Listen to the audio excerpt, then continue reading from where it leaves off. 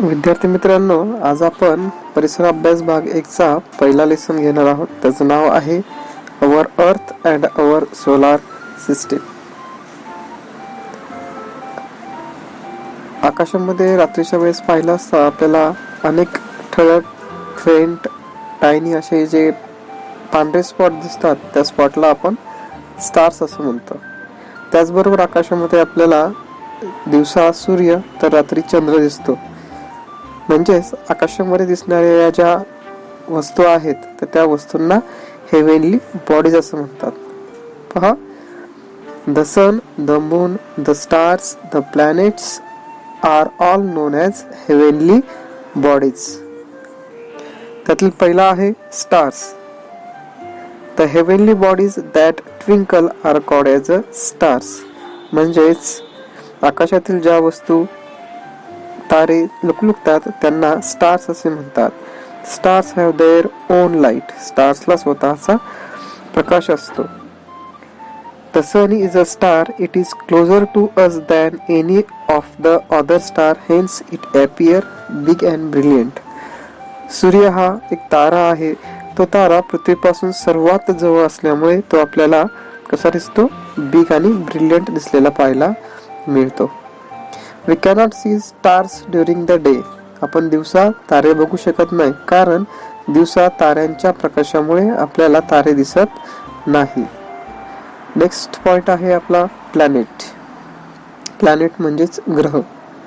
The heavenly bodies that do not twinkle are called as a planets. ज्या heavenly bodies twinkle करत नाही म्हणजेच लुकलुकत नाही त्यांना प्लॅनेट असे म्हणतात. Planets do not have their own light. प्लॅनेट्सला स्वतःची काय नसते? लाईट म्हणजेच प्रकाश नसलेला आपल्याला पाहायला मिळतो. The get light from the sun. त्यांना प्रकाश हा ताऱ्यांपासून मिळत असतो. तर या ठिकाणी सर्वात महत्वाचा डिफरन्स, फरक तुमच्या लक्षात येईल की स्टार आणि प्लॅनेटमध्ये प्लॅनेट्स हे ट्विंकल करत नाहीत, तर स्टार्स हे ट्विंकल करतात. That means stars are twinkle and planets are not twinkle. Stars have their own light and planet do not have their own light. The example of star is sun. Now we see the examples of planets. These planets are revolve around the star as well as they rotate around themselves. म्हणजे planet हे सूर्याभोवती फिरतात, त्याचबरोबर ते स्वतःभोवती सुद्धा फिरत असतात. The movement of earth around the sun is called as a revolution of earth. म्हणजेच पृथ्वी ही सूर्याभोवती फिरत असते, या तिच्या फिरण्यालाच रिव्होल्यूशन ऑफ अर्थ असं म्हटलं जातं. तर आपल्या या सोलर सिस्टीम मध्ये अर्थ हा एकच ग्रह नाहीये, तर अर्थ प्रमाणेच अजून 7 ग्रह आहेत. तर सूर्य हा मध्यभागी असतो आणि त्याच्या भोवताली सर्व ग्रह हे वेगवेगळ्या कक्षेमध्ये फिरत असतात. तर आपण सुरुवातीपासून घेऊया. सूर्याच्या सगळ्यात जवळ आहे तो म्हणजे Mercury, Venus, Earth, Mars, Jupiter, Saturn, Uranus and Neptune. Every planet in solar system revolves around the sun along a specific path. म्हणजे प्रत्येक ग्रह हा स्वतःच्या एका कक्षेमध्ये, स्वतःच्या एका पाथमध्ये सूर्याभोवती फिरत असतो. त्यामुळे हे जे ग्रह आहेत ते एकमेकांवर आदळत नाहीत. आणि हा जो त्यांचा पाथ आहे त्याच पाथला आपण प्लॅनेट्स ऑर्बिट असं म्हणतो. पुन्हा एकदा ऐका. Every planets in solar system revolves around the sun along a specific path is called as the planets orbit. तर अशा प्रकारे सोलर सिस्टीम मध्ये सन आणि त्याभोवती फिरणारे जे प्लॅनेट्स आहेत त्यांचा समावेश होत असतो. आणखी काय आहे सोलर सिस्टीम मध्ये तर पाहूया. पुढे आहे सॅटेलाइट्स. सॅटेलाइट्सलाच उपग्रह असंही म्हटलं जातं. Some heavenly bodies revolve around the planet are called as a satellite. Planet भोवती जे हेवनली बॉडीज फिरतात त्या हेवनली बॉडीजला सॅटेलाइट असं म्हटलं जातं. Satellite to get their light from sun. सॅटेलाइटला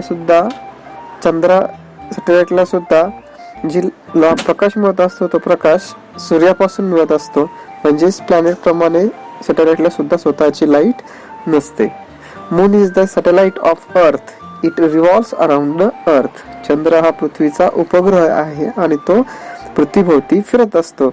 at the same time it also revolves around the sun, म्हणजेच तो पृथ्वीभोवती फिरता फिरता सूर्याभोवती सुद्धा फिरत असतो. पुढची हेव्हनली बॉडी आहे ती म्हणजे डॉर्फ प्लॅनेट. आता डॉर्फ प्लॅनेट म्हणजे काय बघूया. त्याला मराठीमध्ये लघुग्रह असे म्हणतात. Some smaller heavenly bodies that revolve around the sun are known as dwarf planet. काही हेव्हनली बॉडीज या सूर्याभोवती फिरतात रॅदर दॅन प्लॅनेट, म्हणजे प्लॅनेट सोडून त्या हेव्हनली बॉडीजला डॉर्फ प्लॅनेट असं म्हणतात. त्या सूर्याभोवती इंडिपेंडेंटली फिरत असतात, म्हणजे त्यांचा पाथ हा इंडिपेंडेंटली स्वतंत्रपणे असतो. आता आपल्या सोलर सिस्टीम मध्ये जो डॉर्फ प्लॅनेट आहे त्याचं नाव आहे Pluto. The Pluto is dwarf planet in our solar system. Next part is asteroid. Asteroid means what? So listen. Between the planet Mars and Jupiter, there is a band of numerous small heavenly bodies are called as a asteroid. म्हणजेच Mars आणि Jupiter यांच्या पाथच्या मध्ये number of small heavenly bodies like stones हे त्या ठिकाणी revolve होत असतात सूर्याभोवती. तर त्या बँडला, त्या पट्ट्याला एस्टेरॉइड असं म्हटलं जातं. अशा प्रकारे आपण आज सोलर सिस्टीम बद्दल माहिती पाहिलेली आहे. तर सोलर सिस्टीम म्हणजे काय? What is mean by solar system? तर the sun and the planet, their satellites, dwarf planet and asteroid that revolves around the sun are together called as solar system. आता page number 2 वर तुम्हाला एक diagram दिलेली आहे solar सिस्टीमची. त्याचं आपण थोडक्यात एक्सप्लेनेशन पाहूया.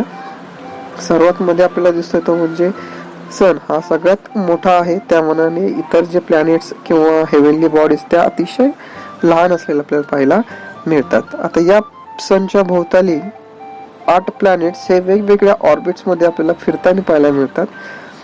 सूर्याच्या सगळ्यात जवळ आहे तो म्हणजे Mercury, Venus, Earth, then Mars, then Jupiter.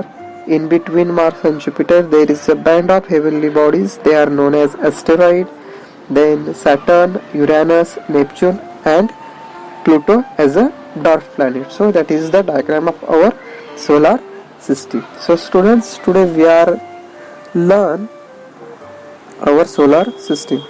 Now next we have to see the difficult and important one in this topic that you have to recite. म्हणजेच हे शब्द तुम्हाला पाठ करायचे आहे, जे तुम्हाला कायमस्वरूपी लक्षात ठेवणं गरजेचं आहे.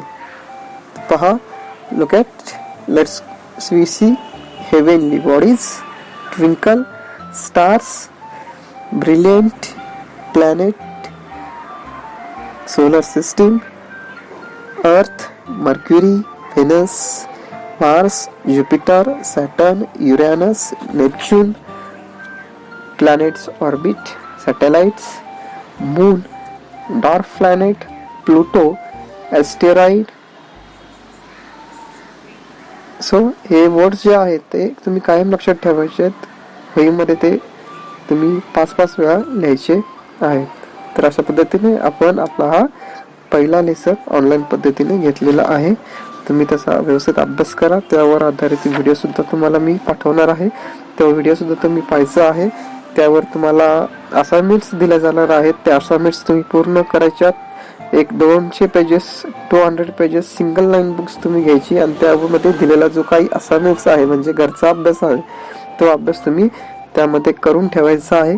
तर आपण पुढच्या शनिवारी भेटणार आहोत. त्यामध्ये आपण या लेसन मधील राहिलेले पुढचे टॉपिक कव्हर करणार आहोत.